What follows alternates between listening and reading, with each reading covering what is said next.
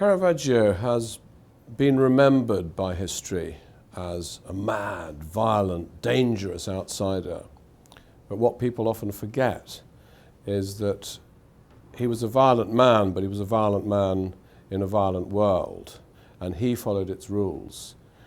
He maybe was more extreme than some other people, but you have to think what Rome was like, you know, in the late 16th and early 17th century when Caravaggio lived there.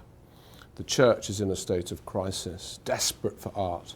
Artists are flocking to this city, hundreds of artists, thousands of artists. It's like Hollywood, except there's only one studio in town, and that studio is, you know, is the Vatican. So it's this magnet for artists, magnet for clerics, magnet for mercenaries, magnet for pilgrims, magnet for paupers and beggars. It's a testosterone-fueled city being serviced by a vagrant community of prostitutes. It's a place full of disorder, full of arguments, full of fights, full of rivalry, full of hostility. And the whole thing is governed by this code of honor that's slightly analogous to the kind of codes of honor that you get among gangs in modern cities. You looking at me?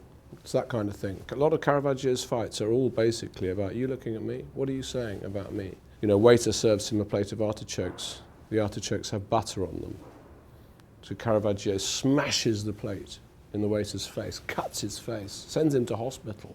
We know this because the waiter then complains to a judge, sues Caravaggio, and we have the records in the Roman archive of the trial. Caravaggio gets off because he has powerful friends in high places. But you know, what's behind this fight with artichokes?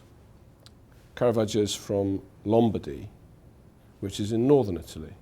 The waiter is from Rome. The waiter thinks that artichokes should be served with olive oil. So does Caravaggio, actually. But the waiter thinks Caravaggio is from Lombardy. He's a cheese-eating vulgarian. So he serves them. It's like saying, you're not welcome here. So racial insult served up as a dish. And things are always like that in Rome.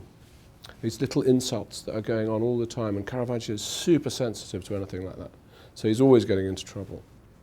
The only way to get on as an artist in this cutthroat, deeply competitive world was to make friends with the right people.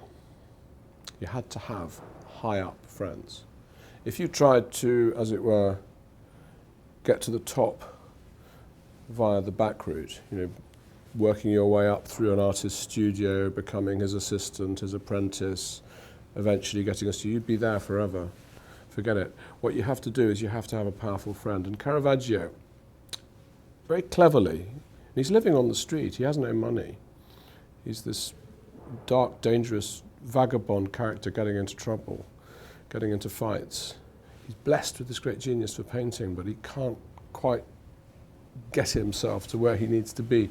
He has the good fortune to make friends with a guy called Costantino Sparta, who's a picture dealer, who's got like 5 kids to feed, needs money. Between them, they hatch a plan. So in the palace opposite Costantino Sparta's shop lives the Cardinal Del Monte, who's a bit of an avant-garde collector. He collects new music. He's very interested in new music. He's very interested in new kinds of art. And Sparta and Caravaggio dream up a new kind of painting. It's a genre painting, it's now called. It's now an established kind of art, but then it wasn't. It was a new kind of painting. And what they painted, what Sparta persuaded Caravaggio to paint, was scenes from modern life, 2 scenes in particular.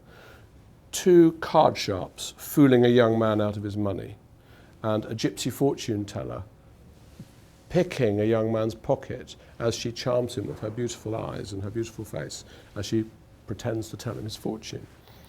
And these 2 pictures, it worked. The trick worked. Del Monte went into the shop and said, "Who painted these?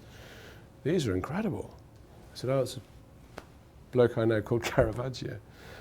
Del Monte buys the pictures, and the next thing you know, Caravaggio is living in the Palazzo Madama. He's been taken in. He's become one of Del Monte's protégés. Del Monte is a remarkable man. He supports the writing of the very first opera. He's Galileo's principal patron. He's the man who introduces Galileo to the Medici.